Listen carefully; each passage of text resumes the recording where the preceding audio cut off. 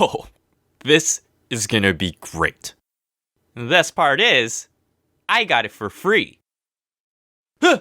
So, despite what you may have seen from my Inktober posts on my Twitter and Instagrams, which is a tendency to have some edgy or not so friendly looking creatures, I get scared very easily, and I'm definitely not the one that finds being scared to death fun. The exterior of this tofu bod may exude extra firmness, but it's actually really soft. Look, if being terrified and losing like 10,000 years off your life is your definition of fun, then be my guest. But the only way you can get me to do anything remotely scary like a haunted house or a theme park or watch a scary movie is A, give me a crap ton of money, or B, you are Rose of Blackpink, which I think we both know is not happening anytime soon.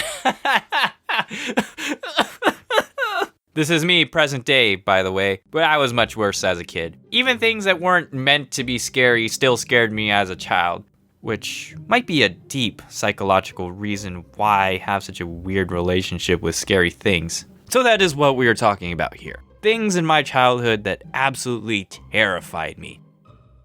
So basically, the point of this video is to talk about how much of a wimp you were. Yeah, pretty much.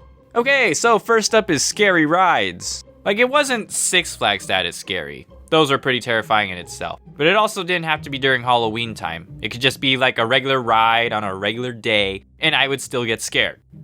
Like the Matterhorn at Disneyland. I was big enough to ride it, so my parents decided to take me on. Obviously, being how young I was at the time, I didn't know what to expect. So I turned to my most trustworthy and reliable parents for some details about this ride. And my parents told me, oh, this was gonna be like a simple sled ride, and then I'll get to see this abominable snowman, whatever that is. And since they're your parents, you just accept it. Well, anyways, when they explained it to me, I knew what simple sled ride was, but I didn't know what abominable meant. It's kind of one of those words that you're not really expected to know at such a young age, like floxinosinihilipifilification in Texas. So I had to use some major critical thinking to figure out the rest. Well, they said snowman. Frosty's a snowman, and Frosty is really cool because he's friendly, so maybe this abominable snowman might just be Frosty's cousin. Maybe abominable could just be another word for adorable. And if that's the case, well, how bad can this ride be? Plus, the music playing in line was so happy, clearly signifying that this ride was also going to be happy. Clearly, I'm going to enjoy this ride. And oh my gosh, why is the tunnel so dark? It just starts out that way and gets all bright and happy, just like Small World, right, Mom? Mom? Wait, what was that? Let's just say after that, I knew what abominable meant. Simple sled ride, Frosty's cousin. I met the abominable snowman. He was not adorable. So with this new knowledge, it became the #1 ride I definitely did not want to ride at Disneyland, along with Indiana Jones, Thunder Mountain, and Mr. Toad's Wild Ride. For some reason, I was able to tolerate Pirates of the Caribbean and Haunted Mansion though. But no joke, I hated riding on those rides so much, I did everything I could to get out of them. Resist, whine, cry, reason with the Disney employees. Listen, clearly neither one of us wants to be here. I'm obviously in distress. Please don't make me go. Wait, I was brought here against my will. I'm being held hostage. No! That snowman was pretty scary, and by association, I was also terrified of the one in Rudolph the Red-Nosed Reindeer. But there was one animatronic that makes these abominable snowmen look like these abominable snowmen. And that was the Enchanted Tree in the Rainforest Cafe.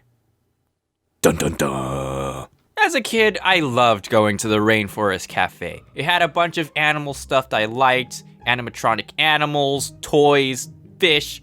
Basically, it's like being on the Jungle Cruise, except it's free. But there was that one section of the store that I always avoided because of the tree and its face. I just can't get over how this thing looks. Like, look at that face. That's not even the creepiest part. Its eyes would be closed, waiting for you to walk by unsuspectingly. And then, out of nowhere, it would open its eyes wide and start talking to you like some kind of predator. Why is this thing talking to me? I don't care if it's supposed to be friendly and its name is Tracy. That face is not supposed to be on a tree. It's the stuff of nightmares. Dang, this video actually might not be 10 minutes. All right, now this last and final thing is from a movie. And to this day, I haven't brought myself back to watch it again based on how disturbed I was when I first watched. And that is No Face from Spirited Away. I know. This movie received a lot of love and it's like everyone's favorite out of the Studio Ghibli films. But honestly, I didn't see the appeal. Like, excuse me, is there like some other version of Spirited Away I don't know about? One where No Face is actually some lovable character instead of this giant black blob monster that eats people? Because that's what I remember seeing when I was a little kid and I was scarred. And that's not all. This movie had a bunch of other things that I thought were terrifying. Like when the girl's parents turned into pigs, these spirit thingies, giant babies, a scary old woman. But No Face definitely takes the cake. Literally, he could devour a whole cake. And people. He probably likes tofu. Yeah, that brings back memories. But hey, you know what was a good movie? Castle in the Sky. That movie was beautiful and is probably one of the most underrated Studio Ghibli films ever. Basically, because it had nothing scary like I mentioned earlier. Obviously, being all grown up and kind of mature, I have come to terms with these childhood fears. The abominable snowman and I are best buds now. That tree, well, let's just say I don't really go to the Rainforest Cafe anymore. And I should be fine with No Face now, possibly.